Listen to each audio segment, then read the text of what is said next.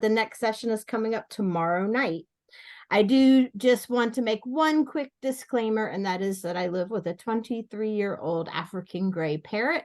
So if you hear chatter in the background or it sounds like he's cheering me on, he just whistled. He must have known I was talking about him. Just be aware that's what's going on back there. Everything's okay. So appreciate you all joining us to start a discussion on pruning. And I think I will start that with a little video. Let's see, where did I put it?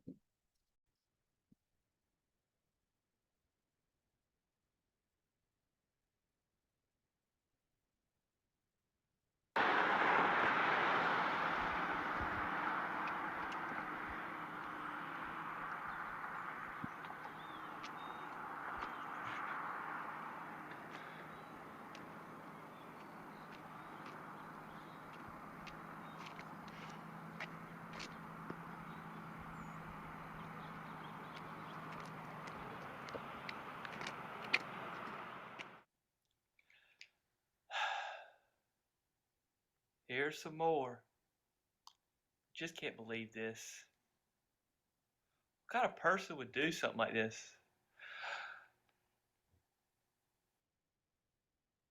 I know it's easier to mow them down with a chainsaw, but they're much healthier, prettier, and last longer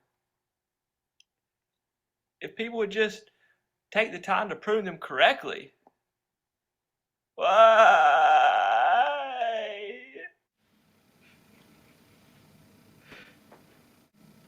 What is it, Agent Morgan? I'm just a little sad, that's all. Why are you so upset? I'm just walking through town and it's just like this crepe murder everywhere. Oh, yes. That horrible practice of lopping the top of crepe myrtle trees off so they become weakened over time. See, even you know about it, and you're from some far-off land. Well, don't cry, Agent Morgan. We'll make you another video, and you and I together will stop crepe murder!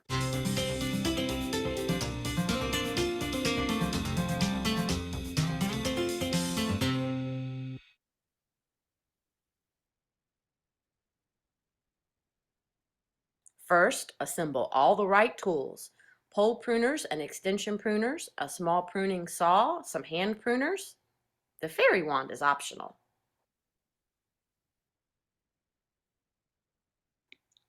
First of all, get rid of all the suckers from around the base of the tree. These are the little sapling-looking things. They do a few negative things to the tree. One, they take extra energy. Two, they obstruct your view of that beautiful trunk. After you get rid of the suckers, step back and look for any diseased or dying limbs. These also are of no value, so try to get rid of those firsthand. The next step is to remove any branches that are crossing. These rub against one another when the wind is blowing. The damage is a place where insects or disease could enter the tree, and you want to eliminate as much of that as possible. Timber! With the suckers, crossing branches, diseased and dying branches out of the way, now it's time to move on to the aesthetic cuts. Now is a good time to work with a partner. They can step back from this tree and see it as a whole and make recommendations on which branches need to go and which can stay. Crepe myrtles bloom on new wood, so it's okay to cut out a fair amount of the tree. However, you don't want to mess up the frame. Many pruners use the rule of thirds. You can prune away about a third of those small branches so that you can see the real shape and foundation of the tree. When pruning the tips out of the tree, about a third of that long branch is a good amount to prune to encourage lots of new growth that can have lots of blooms, yet still remain strong enough to stand up to our North Carolina storms and hurricanes. The best time to prune crepe myrtles in eastern North Carolina is mid-February through early March. By this time, most of the cold weather has already passed. When finishing up your cuts, it's good to inspect the tree from a number of different angles. This will show you if you've missed any obvious branches. Pruning is both an art and a science, so have fun. Try to make 45-degree angle cuts and leave just a little of the collar around each of the branches you cut to ensure that your tree heals quickly. Crepe myrtles are forgiving plants, so don't be intimidated. If you follow these steps, a fairy will not come prune your trees for you. But you won't be a crepe murderer either. You'll end up with a healthy, long-lived crepe myrtle that is a pleasure to observe.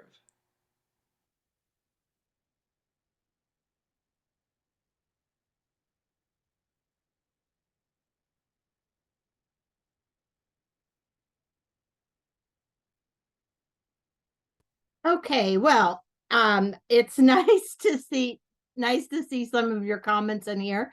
I will share with you that that was an award-winning video that my partner Jacob and I put together in response to crepe myrtle murder. But it turns out that so much of what's in that video is actually helpful for a lot of plant material. So we actually went through the 4 Ds in that video, even though we didn't discuss them in detail. And then we talked about why we were pruning some of the other material. And those are some of the things that we'll cover in more detail. We also talked about the time, and late winter is a great time to prune a lot of plants. We will talk about some plants that we might want to treat a little differently. And I'll address a couple of challenging situations that I think are very common to printing or pruning with shrubs and trees.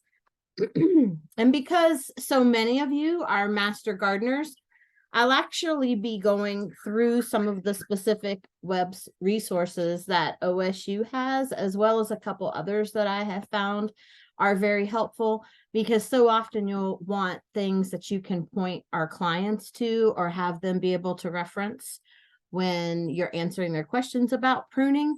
So instead of making bunches and bunches of slides, I'm actually just going to refer right back to some of those web resources. So bear with me when I do the screen sharing back and forth. And then we'll finish up with some tools and tips. I do think that there will be time to have questions, and Lauren is keeping an eye on the chat and the Q&A. So if questions pile up, we make sure to take some time for those. So often when folks think about pruning, or if they haven't done a lot of pruning, it feels really intimidating. And so one of the things that I have found was really helpful for me is something that I learned from the arborist team when I worked at Callaway Gardens in Georgia. And I think this is not a unique method of thinking about pruning, but it's just one that I had found particularly helpful. And so it starts by pruning out all of the Ds. So the dead, dying, diseased, or symptomatic material, and then the deranged material. Now, by deranged, I don't mean crazy. The dead and dying machine or material can be pruned at any time, but if we're doing our winter pruning more thoroughly, we want to watch out for that type of material then as well. And it's helpful to have some sanitizer, like some bleach water or some bleach wipes, to keep your pruners or your loppers clean in between your cuts. If you are cutting diseased material, or if there's just bacteria on the outside of the tree, it's a good idea not to put it into the wound. So cleaning your pruners can be really helpful, especially if you suspect that there is a problem. So this is where you're going to get rid of everything that's obviously dead or looks like it's on its way out, where kids ran into the shrubs with the bicycle, where there's freeze damage, and you're just going to get rid of all of that stuff right from the very beginning.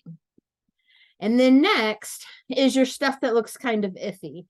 And the way that I was taught this, we don't have to be diagnostic gurus to know exactly what every disease issue is, but we can tell sometimes when branches look out. Sometimes there's outward signs, bacteria, fungal matter and that type of thing, or maybe I noticed a little area that didn't look quite right in the summer and I put a little flagging tape on those so I could cut it off later in the winter.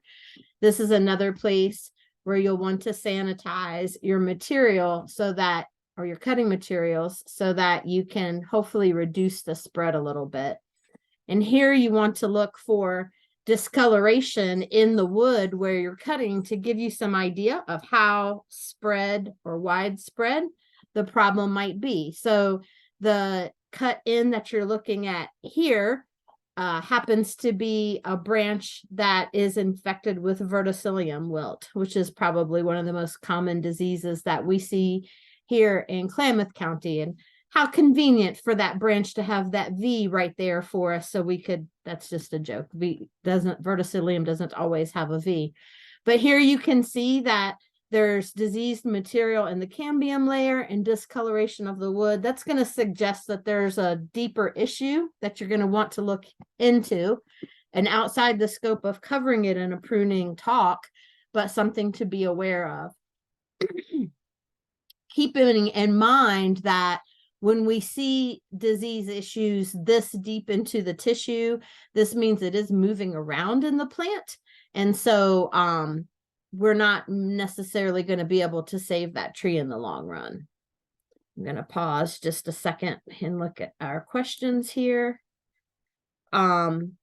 45-degree cuts being challenged, 90-degree cuts recommended for, say, something like roses.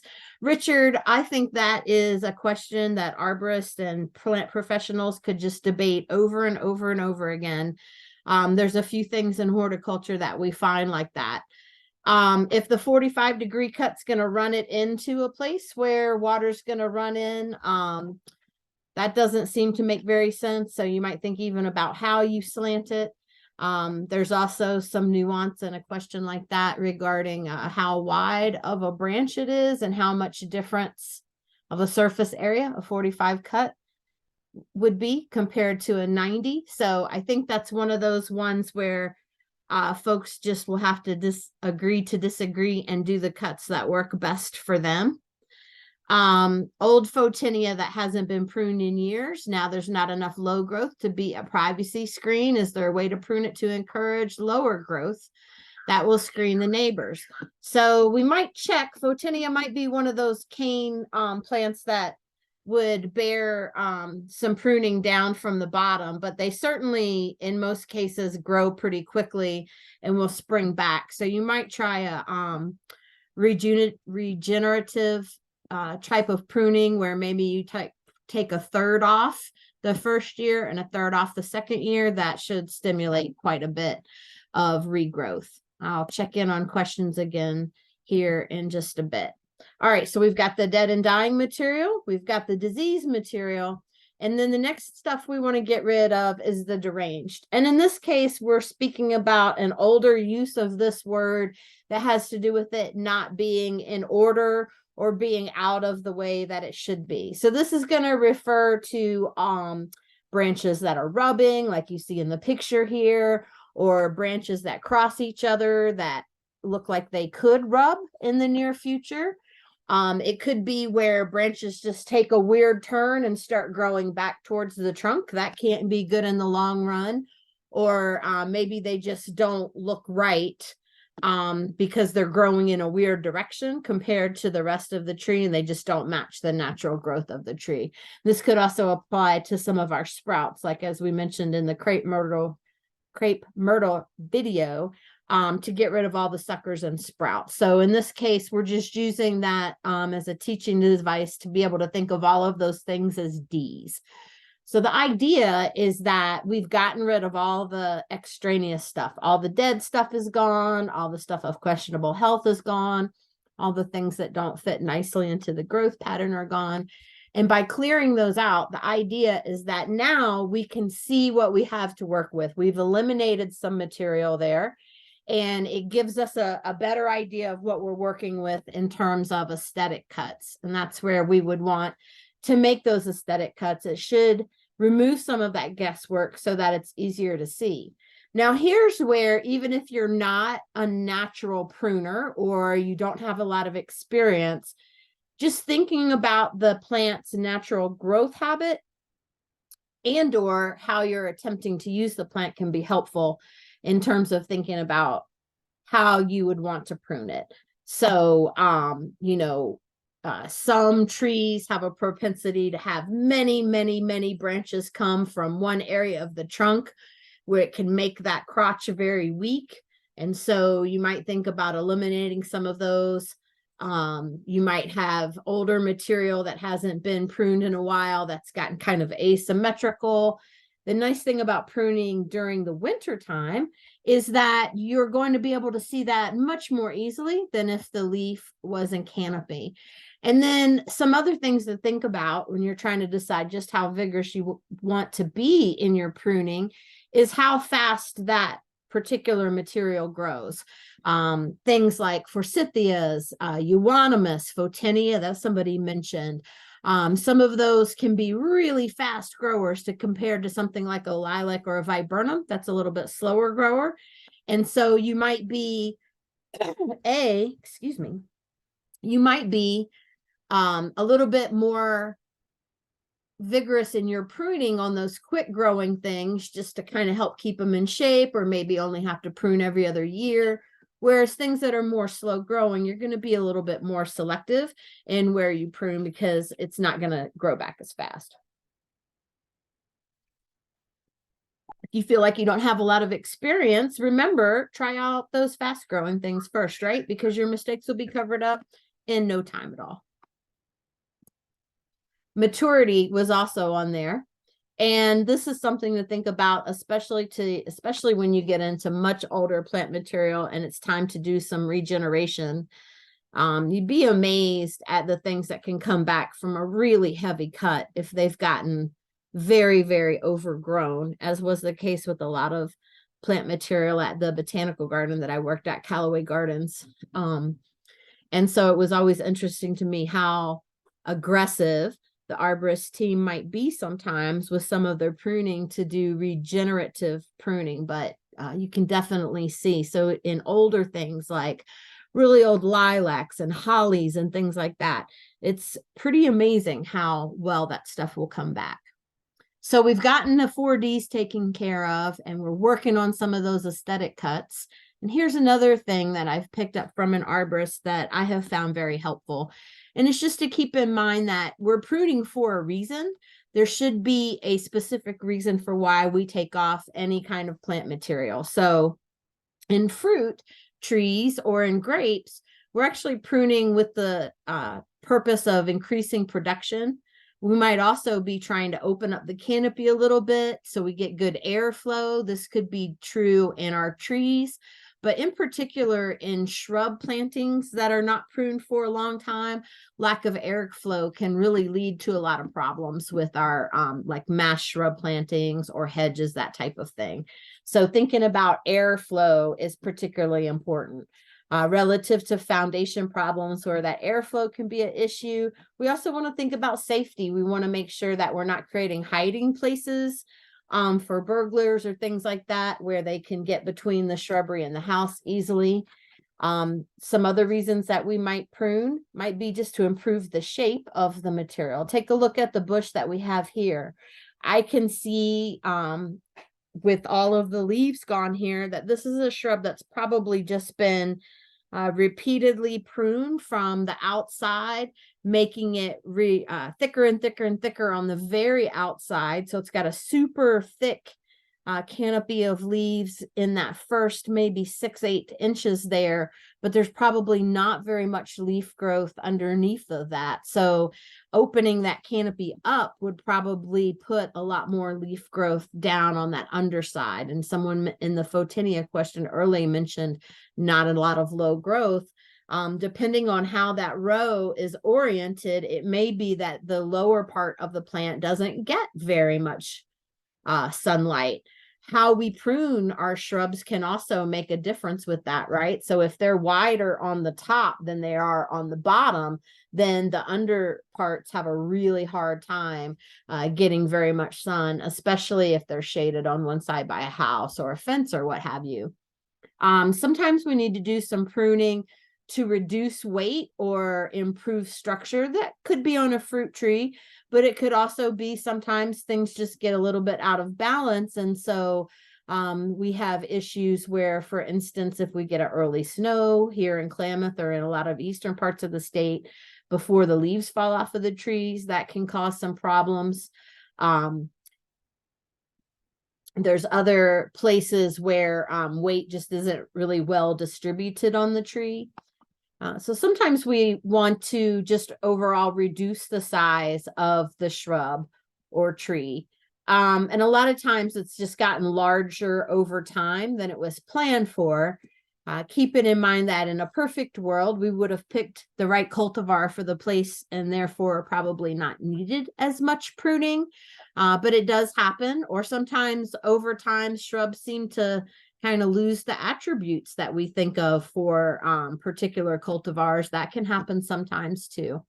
Sometimes we're just trying to make it look more symmetrical. Maybe we're trying to keep it away from the house or a fence or another building or those types of things. But the idea is that when we're making a cut, there's some type of reason that we can back up for it, as opposed to just kind of making cuts and not being sure why. You're much less likely to make bad cuts if you have a reason for them. So I see that there's several questions in the chat again now. One is just defining winter pruning.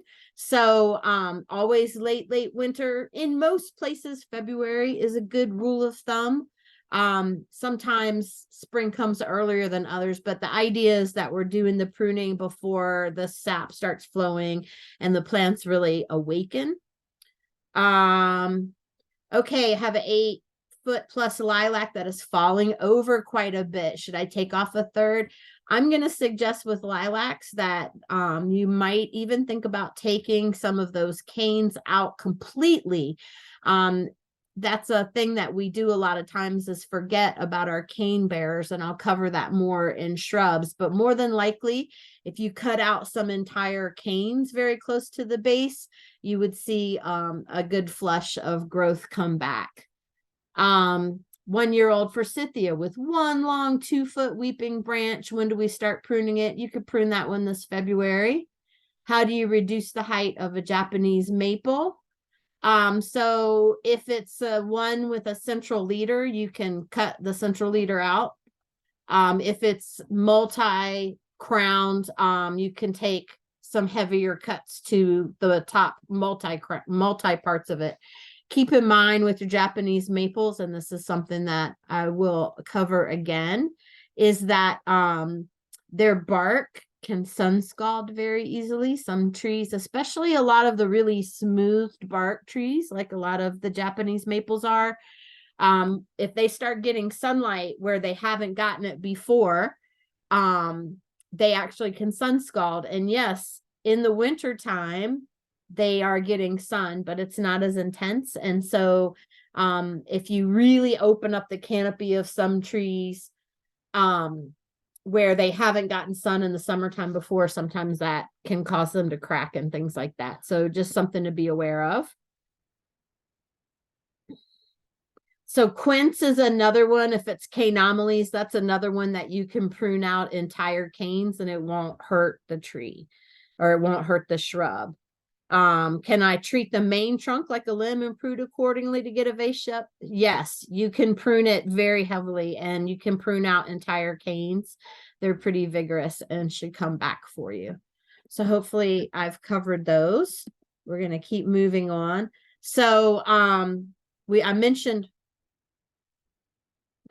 canes.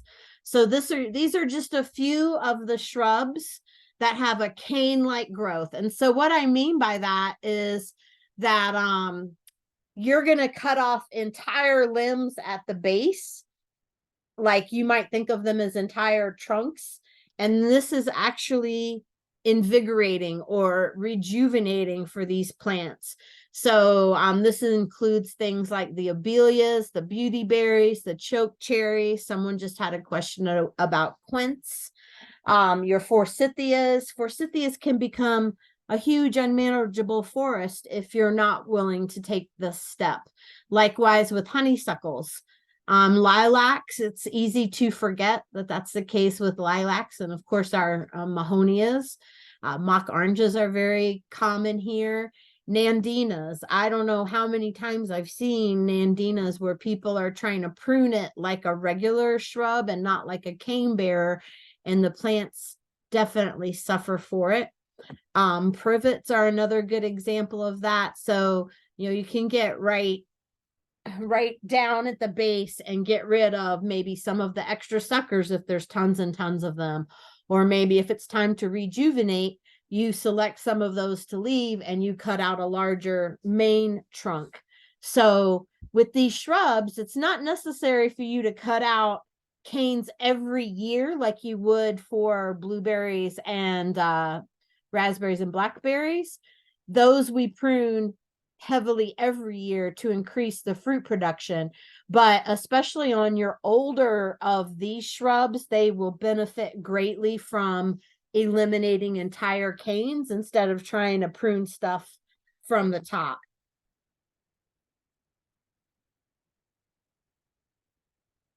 All right, so next up is the blueberries, raspberries, and blackberries. And so remember, these are all cane berries.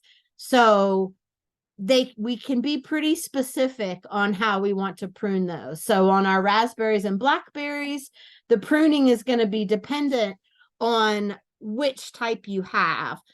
So there's primocane fruiting ones that will bear fruit on canes that are only 1 year old.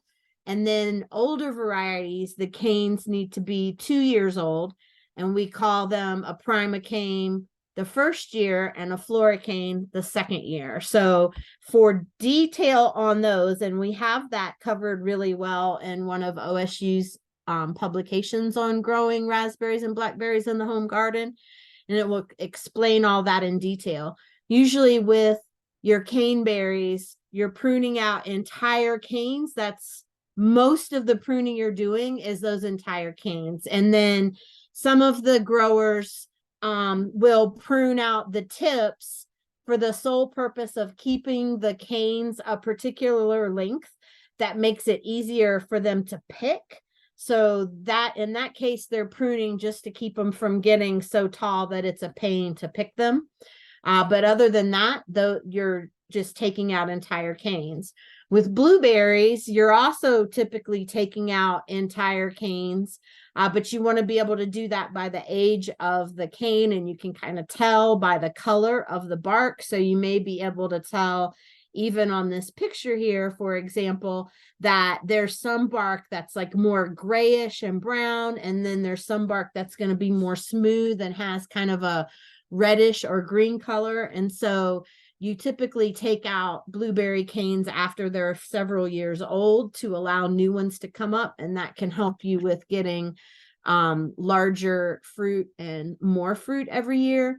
And then there's also a little pruning that goes on at the top just to make sure that you're not having lots and lots of little tiny berries that are hard to pick. So those are really specific examples of cane bearers.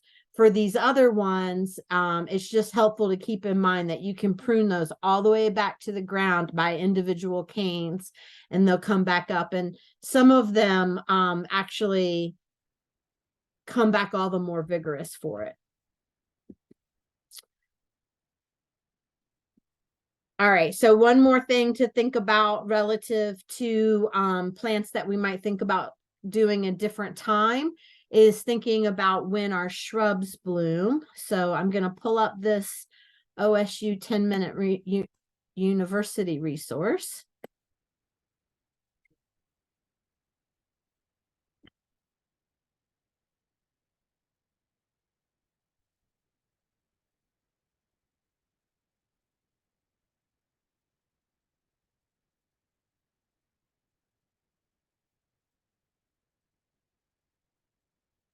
All right. So hopefully you can see this is from our colleagues over in the Klamath County chapter. And you keep in mind they have a whole bunch of different resources in this 10-minute university series. But I thought this one was really good in terms of reminding us not only about the types of cuts, right? So we have our pruning and heading cuts. So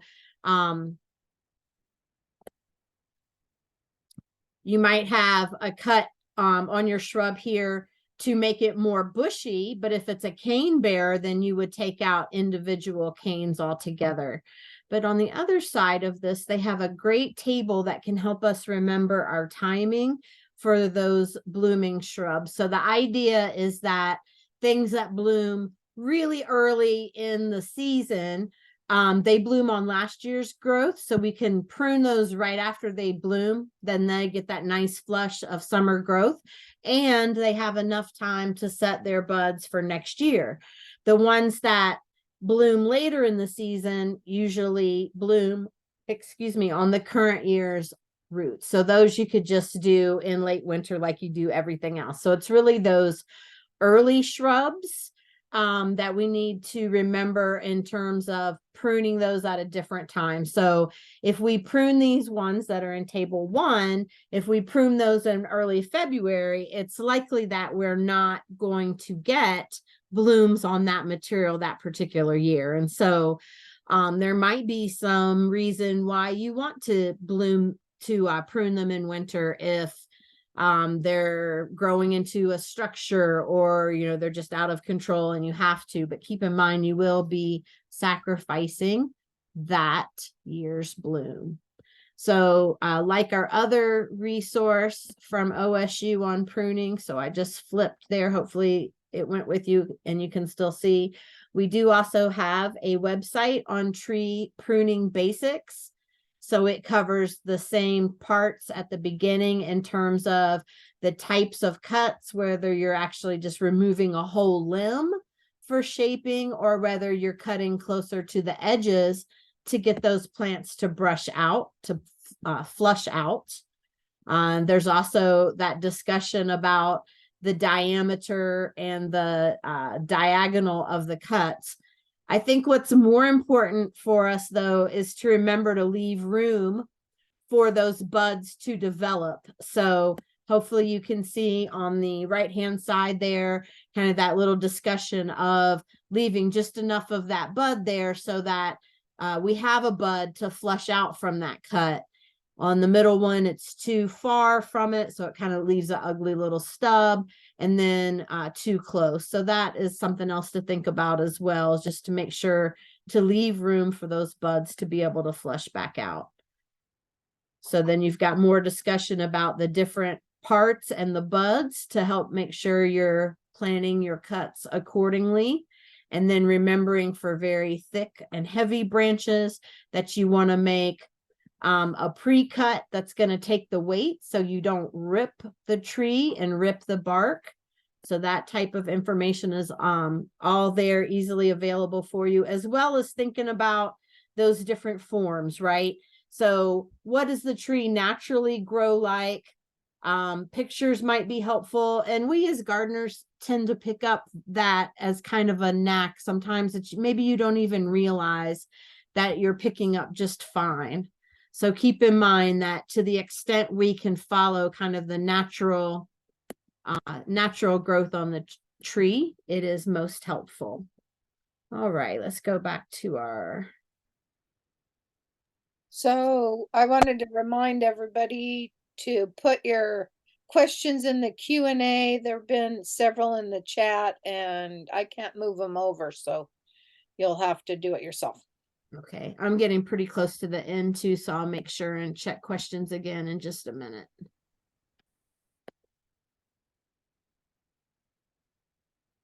All right, and so the last group of plants that I want to make sure that we remember to think differently about are the conifers. So if you are intimidated or don't feel expert at your pruning yet, this is probably the group that I would set aside and wait a little bit on pruning. They are less forgiving than the deciduous trees.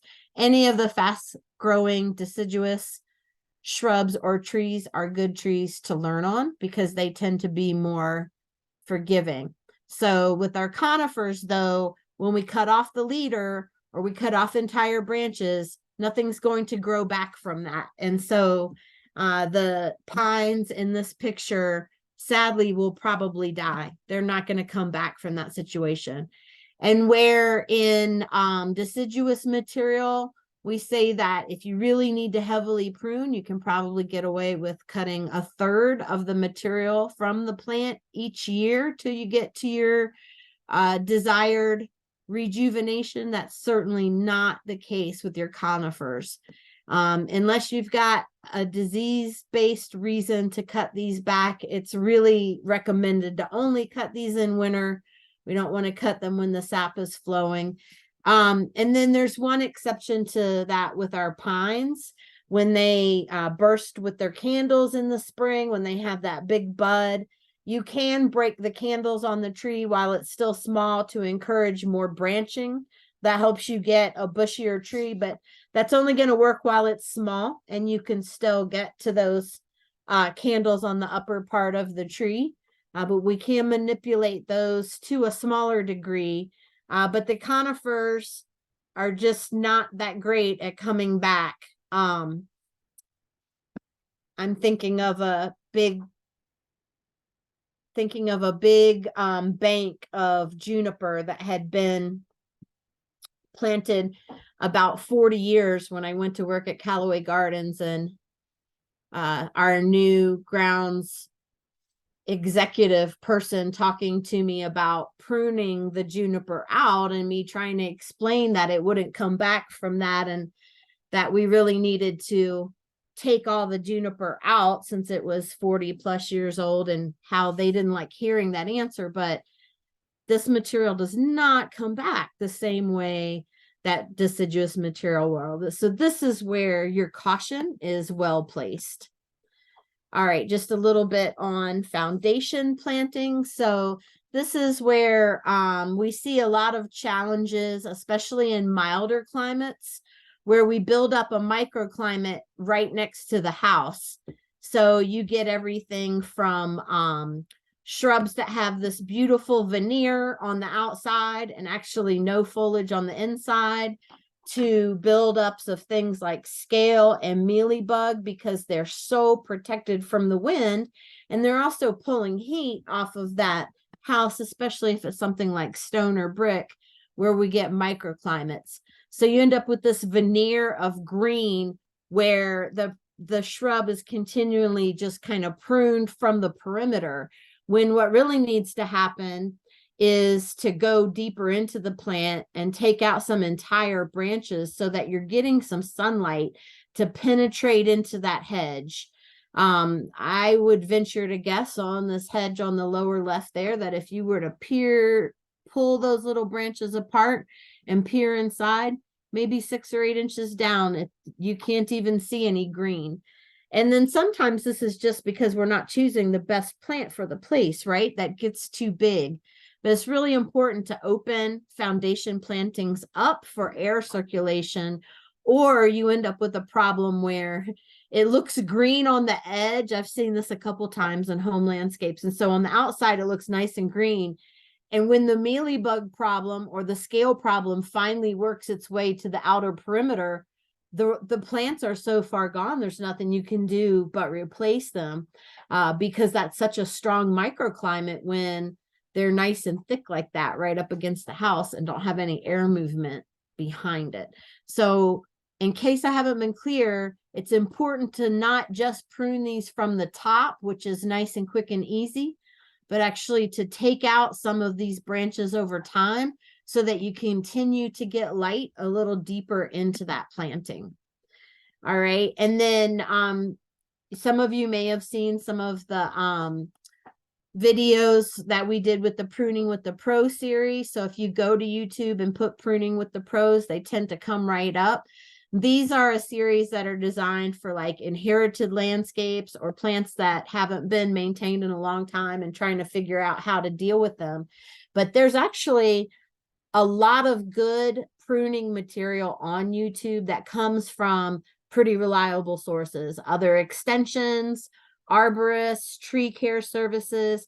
And I think pruning is one of those things that can be really tough to grasp without those physical examples to see. And so maybe watching some of those would be a good way to kind of see where people are making their cutting decisions, because no two trees are exactly alike, right? And so you can see where it might be a little bit challenging until you had seen it. We're actually planning a second series of this Pruning with the Pros where we focus on shrubs. So we're hoping to shoot those in February of next year. I also wanted to show you this pruning library from Iowa State. I thought it was pretty awesome.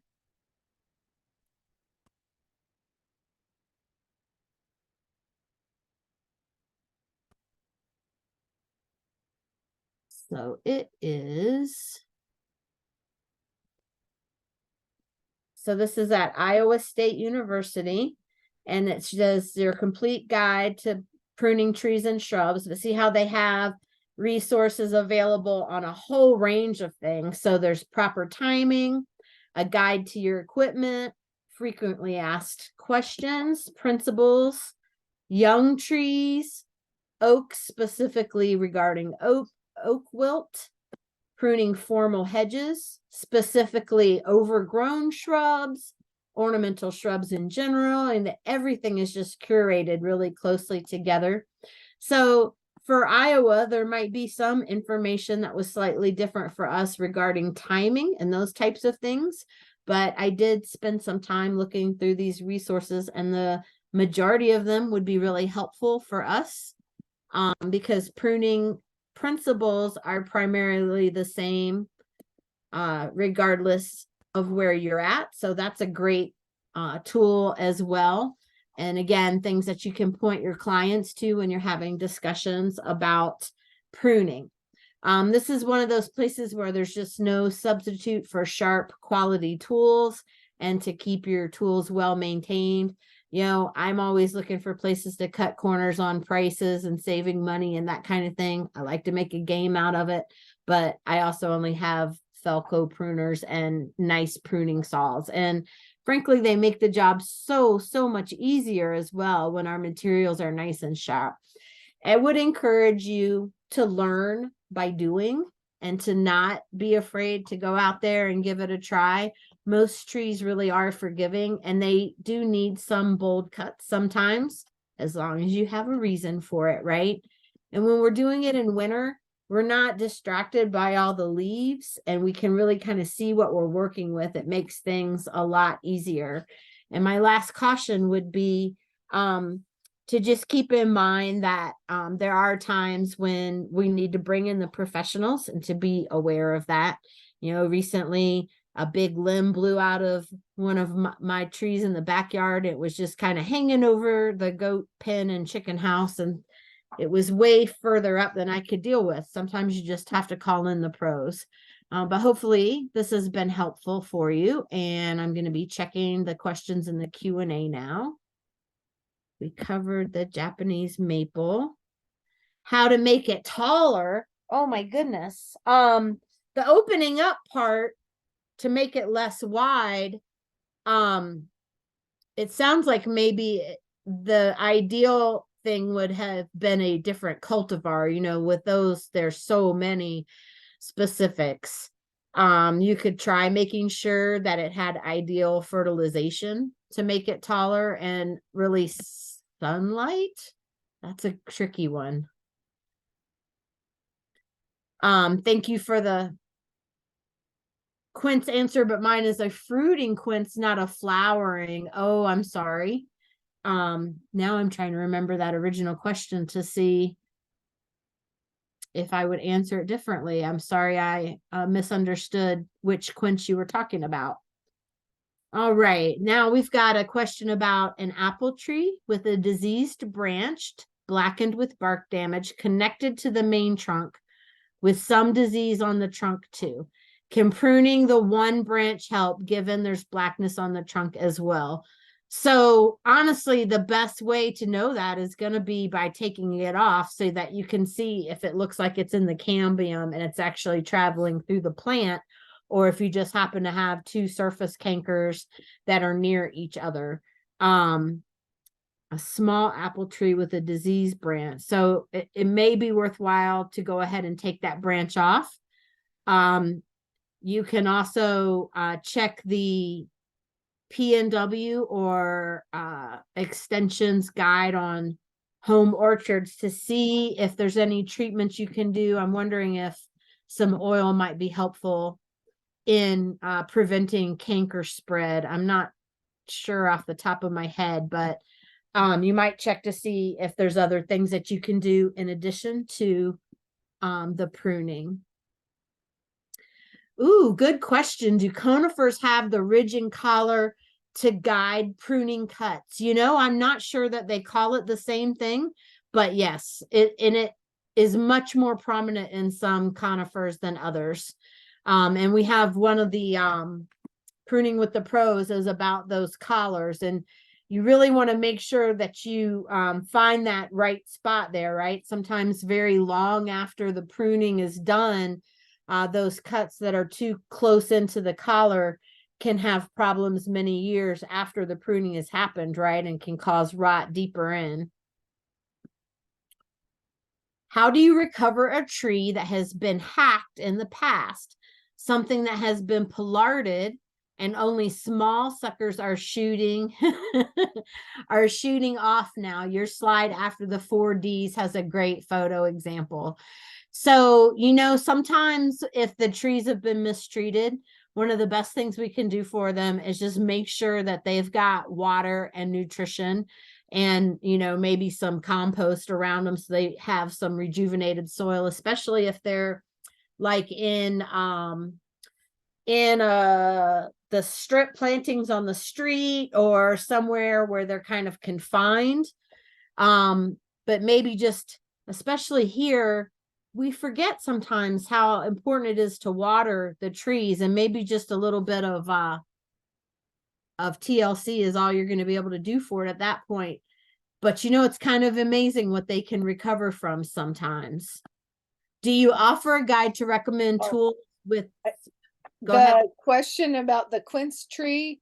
Yes. 22-year-old quince tree that wasn't pruned the first 8 or 10 years. The top grew to one side, has 2 limbs that came up and the main trunk, and the 2 limbs are forming a vase shape. Can I treat the main trunk like a limb and prune accordingly to get a vase shape with the canopy? It grows so fast. I've been pruning pretty aggressively for a few years, but I didn't get to it last year. Can I be super aggressive this year? I would say yes. If I understood your description there, if my visualization was correct, but I would say yes. Thank you, Lorna, for looking that up for me. Oh, sure. Appreciate that. Next question. Do you offer a guide to recommended tools with specific brands and models? So, you know, we don't typically endorse specific brands in extension. Personally, I really like Felco for pruners. I've got a couple different pruning saws. The one that I like the best is green, but I can't think of the brand of it right now. But I don't, the arborist guys here in town have a Japanese brand that they absolutely love, and I don't remember the name of it, so I'm not able to answer that one very well. Let's see, what else have we got here? Thicket former. So Adele, are you asking how we would prune a thicket former? A lot of those are similar to the canes in that you're just going to have to take out entire plants to have any hope at all. We have sometimes challenges with aspen thickets here where there just get to be too many of them, or I don't know if you're thinking of something like Russian olive. All of those things tend to be super aggressive. So we have to be aggressive with them if we're going to try to control them at all. I'm not sure exactly what you're asking there. That sounds good. Okay, Elliot has a question. How do we recover their shape and structure? Does that tie into a previous question? Yes, okay. I see. So Elliot asked about the tree that had been pollarded. So how do we recover their shape and structure? If they truly have been pollarded, unfortunately, we're not going to be able to. I'm sorry to be the bearer of bad news on that. I grew up near Williamsburg, Virginia, and there's still quite a few pollarded trees in colonial Williamsburg, and they're so odd to look at. Okay, Adele's question was about winter jasmine thicket forming. So yes, if with something like that, if it needs to be thinned out a little bit, you can just take out whole little whips of the jasmine. It's going to be fine and come back pretty quickly. And Roseanne, I see your question about Styrax japonica. I'm just drawing a blank on what plant that is. So I'm going to see if I can't pull up It's a picture. that Japanese tree that's small and has little white cream color bellflowers. Let's see if I can't. Yeah, we can probably find a picture. Yeah, I might try and see if I can find a picture of that. Tom has an interesting question that reminded me of something I meant to say. So good point, Tom. He says, some say that pruning during the summer limits growth the following year by reducing energy stored in the roots. Is there any research to support this? So I don't have exactly the answer to your question, but again, I thank you for asking it because it did remind me of something important that I meant to say. And that is that we're finding more and more often that when we prune during the summer, the trees actually emit stress pheromones. And what we do have research showing is that these stress pheromones that the trees emit actually attract the wood-boring beetles like the bronze birch borer and the mountain pine beetle and the different cerambycids. They're actually attracted to the stressed trees. So this is why we especially don't recommend, like with the birches, pruning in the summertime, because it's basically just like a magnet for the trees. So relative to that stored energy and that loss there, I don't know of energy or of research specifically measuring that, but we do know that the trees are showing physical signs of stress in those pheromones. So it's not far of a stretch to see that. That would be some interesting research. I wonder how you could measure that potential energy in the roots. What an interesting question. I like the way you think. Are you working on a picture of the Styrax, Lorna? Yeah, and I will put it in the chat, I think. Okay. It looks like. Oh, and So Elliot mentioned the same thing with the conifers, that they vary from one species to the next in terms of what those collars might look like. Looks like we've got the links there.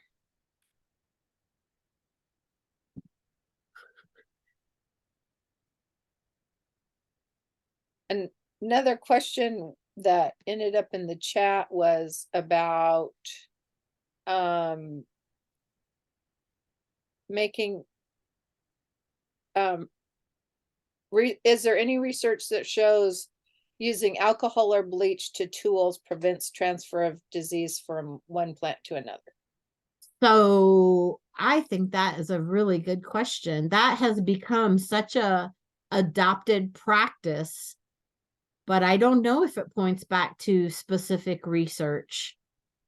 I Yeah, might have to see if I can find that one out and send Marcia or you an email with that, because that's see, this is why I love working with master gardeners, because that's such a perfect question. Like, it's one of those, we've always done it that way, right? Like, that's a highly recommended practice, but yeah, is there maybe they research haven't to studied. show it? I haven't actually seen it. Now I want to find it.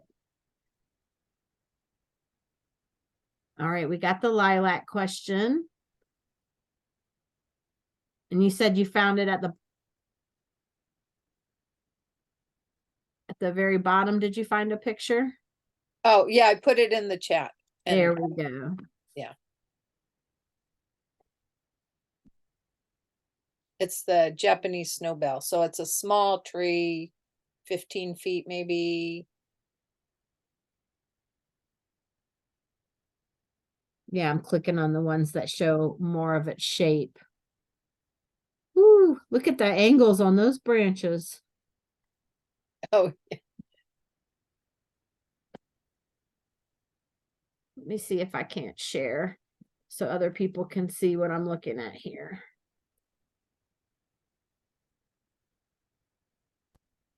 All right, so here's the, can you see that now? Is yes. it showing the tree? Whoops. Yeah.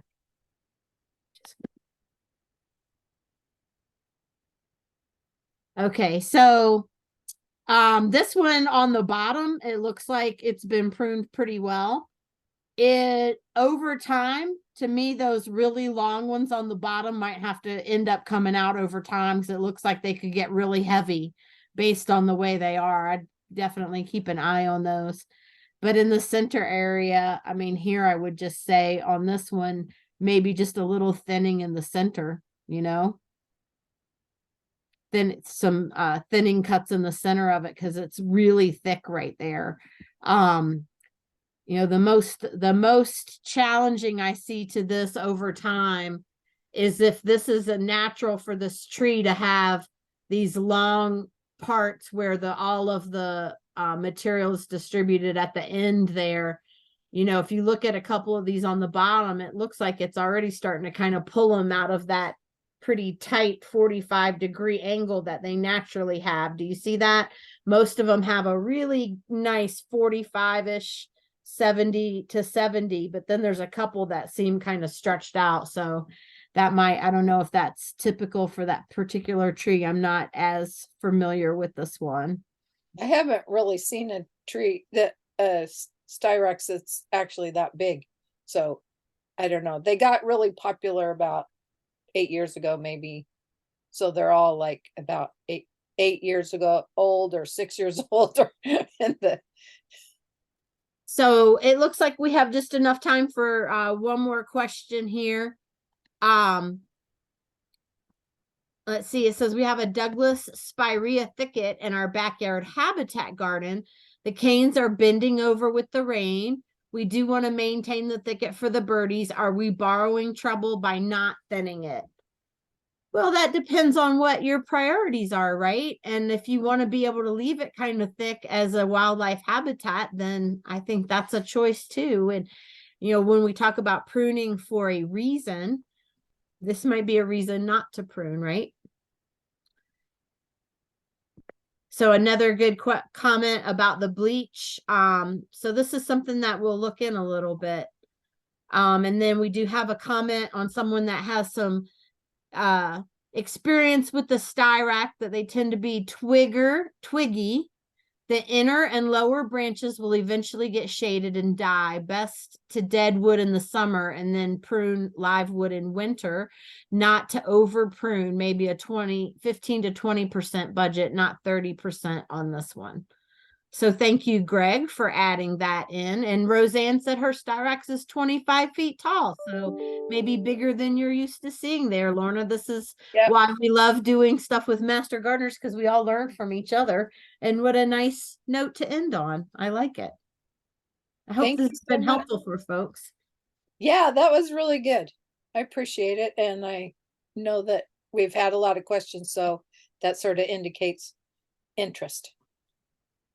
Well, it's been a pleasure talking with you all this evening, and hopefully I'll see some of you at trivia tomorrow night. Thanks so much. Hopefully I'll get further up the ladder this time. See you. All right. Have a great night, everyone. Thanks so much, Thank you. Nicole.